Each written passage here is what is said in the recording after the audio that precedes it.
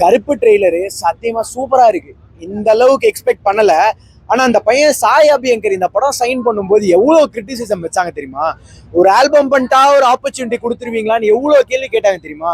சத்தியமா சொல்றேன், இந்த ட்ரெய்லரை பார்த்துட்டு இதுக்கு முன்னாடி இந்த கருப்புல இருந்து ரிலீஸ் ஆன பாட்டெல்லாம் பார்த்துட்டு செம்ம சாட்டிஸ்ஃபைடு. அந்த ஒரு ஹைப் இருக்கணும் ப்ரோ, அந்த ஒரு பிஜிஎம்லாம் காதுக்குள்ள ஓடிக்கிட்டே இருக்கணும், அந்த மாதிரி இருக்கு. சீரியஸா சூப்பரா பண்ணியிருக்கிறாங்க. என்னன்னா கடைசியா தளபதி விஜயோட படம் டீசர் ட்ரெய்லர் பார்த்து ஹைப் ஆன நானு இப்போ அதுக்கப்புறம் இந்த கருப்பு ட்ரெய்லர் பார்த்து ஒரு ஹைப் வந்திருக்கு. படம் நல்லா இருக்கும்னு ஒரு பெரிய ஹோப் இருக்கு. 99% ஃபார் ஷூர் அடிச்சு சொல்றேன், படம் ஷூரா நல்லா தான் இருக்க போகுது. ஏன்னா அந்த ட்ரெய்லர்ல ஒரு ப்ராமிசிங்கான விஷயங்கள் நிறைய பார்க்கலாம். கேமரா ஆங்கிள்ஸ், கேமரா வச்சு வித்த காட்டுறாங்க. அண்ட் திடீர்னு சர்ப்ரைஸியா ஆர்ஜே பாலாஜியை வில்லன் மாதிரி காமிக்கிறாங்க. ஆர்ஜே பாலாஜியை காமெடியனா பார்த்துருக்கோம், ஹீரோவா பார்த்துருக்கோம், கமெண்ட்ரி பண்றவரா பார்த்துருக்கோம்.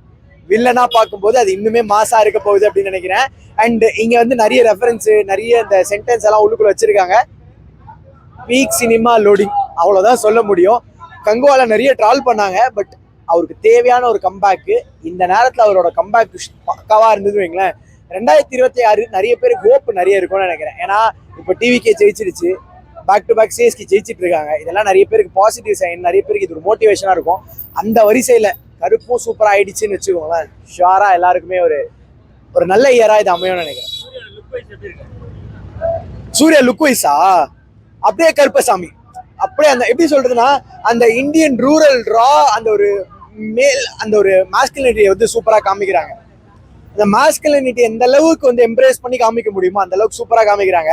நம்ம பேட்மேனு, ஸ்பைடர் மேனு, அப்புறம் சூப்பர் மேன் எல்லாம் பேசிட்டு இருக்கோம். பட் இங்க பாத்தீங்கன்னா நமக்கு லைவா நமக்கு நிறைய எக்ஸாம்பிள் இருந்திருக்காங்க. கருப்பசாமி, ஐயனார், இவங்கெல்லாம் பார்க்கும்போதே அந்த எப்படி சொல்றது அந்த ஃபிட்னஸ் இதெல்லாம் சூப்பரா இருக்கும். அந்த வகையில நம்ம கருப்பசாமி வச்சு ஒரு படம் பண்ணியிருக்காங்க.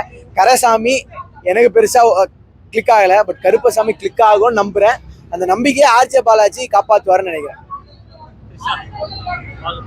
ப்ரோ எனக்கு ஒரு டவுட்டு, த்ரிஷான்னு சும்மா கேட்டு இது ஒரு கண்டென்ட்டா வைரல் ஆகணும்னு நினைக்கிறீங்களா, இல்ல உண்மையா படத்துல இருக்கவங்க அது நல்லா பண்ணிருக்காங்களா கேக்குறீங்களான்னு எனக்கு தெரியல.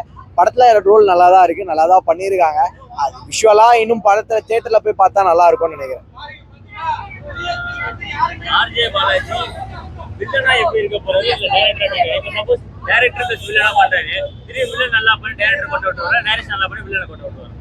இல்ல ப்ரோ, ஆர்ஜே பாலாஜி ஒரு விஷயத்த ஸ்ட்ராங்கா இருக்காரு. அது என்னன்னா எங்கேயுமே படத்துக்கு ஓவர் ஹைப் கொடுத்துடக்கூடாது, ரொம்ப அந்த படத்தை பத்தி பேசி ரொம்ப மாசாலா ரொம்ப இது பண்ணக்கூடாது அப்படின்ற ஒரு இதுல இருக்காரு.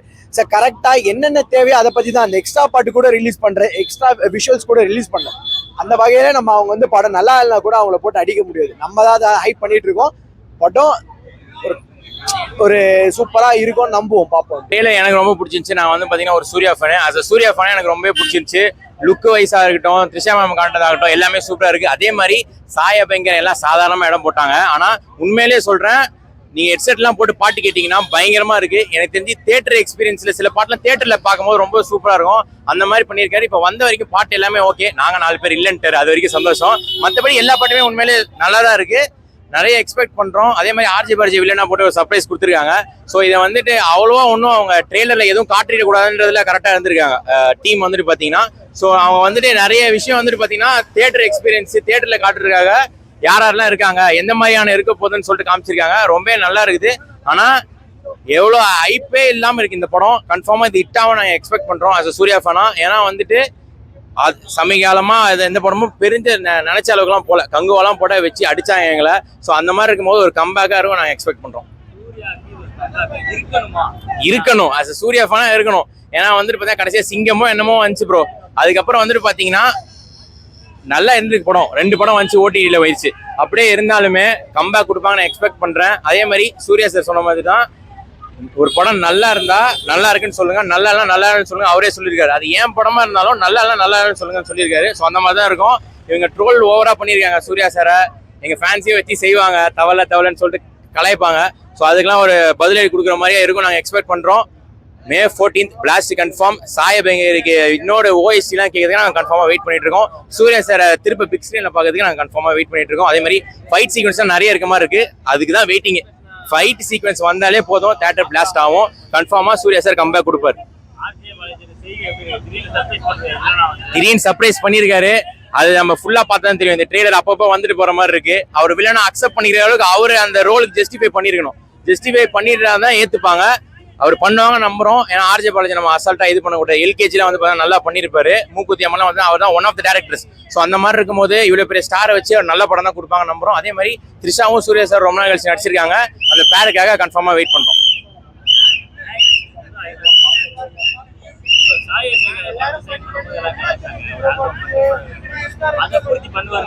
கன்ஃபார்மா பூர்த்தி பண்ணுவாரு. நீங்க அப்படியே வர படங்கள்லாம் பாருங்களேன். இப்போ ராக்காவோ ஏதோ படம் பண்ணிட்டு இருக்காரு அட்லி கூட.